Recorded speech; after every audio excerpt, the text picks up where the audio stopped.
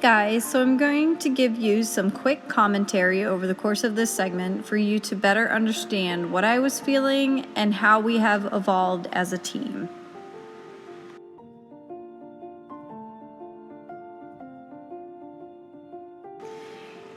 You can see right away that there's a lot of tension in his body.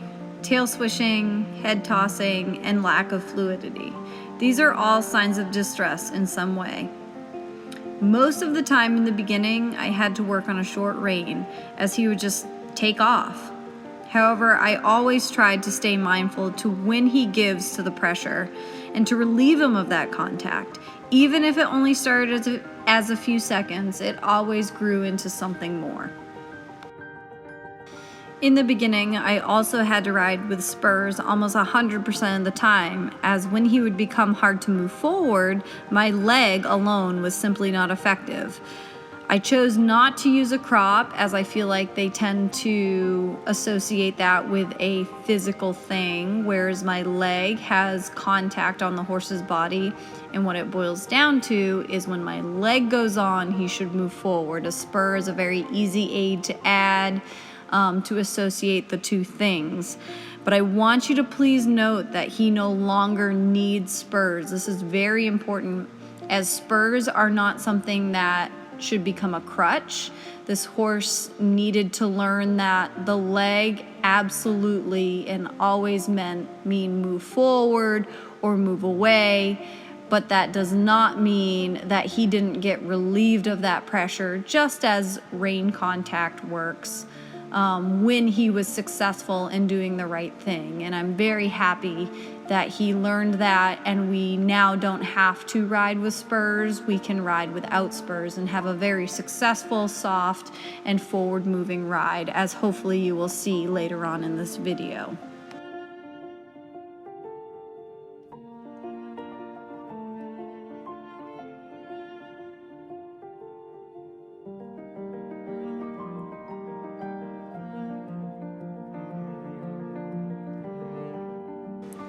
Head tossing and bucking was a constant for him in the beginning. It was also more signs of distress and misunderstanding. Even with his antics, I always tried to make the good moments great.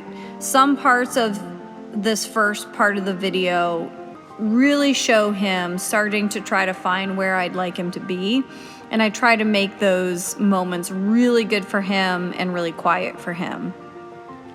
Straightness also wasn't really possible in the beginning. I felt like he was a big slippery bar of soap underneath me. He was either slipping way too far forward, slipping way back behind me and slowing down, or spewing side to side. He really never wanted to stay centered and quiet and balanced. Rein, leg, seat together didn't really have a huge amount of a connection. He either needed rein, needed leg, one or the other, to really break down each individual piece. So we needed to build those blocks together and learn how they associate with one another, and I hope you see later on in the video how that all turned out.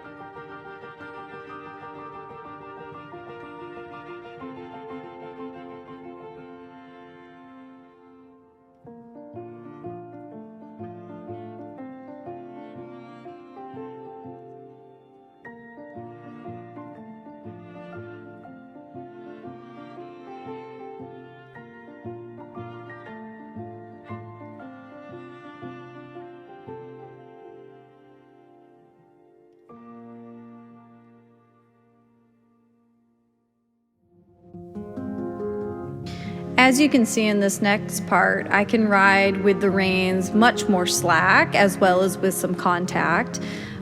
His body stays a much straighter, but he also still remains supple left to right. He has a lot more rateability that doesn't make my arms fall off, but yet still has power to the base of the jump and pushes through transitions a little bit softer and smoother. We're far from perfect. However, I hope you can see the difference. I know I feel a difference for sure. I don't think I've ever had more fun riding this horse till now, and I hope he feels the same way. He definitely seems that way with his expression and the fact that he wants to come out and work hard every day and work hard for me and do his job really well. So thanks for watching this part of our journey. Hopefully we can show you some more footage as we continue to gain, but I appreciate everybody tuning in, and we'll talk to you soon. Thanks, guys.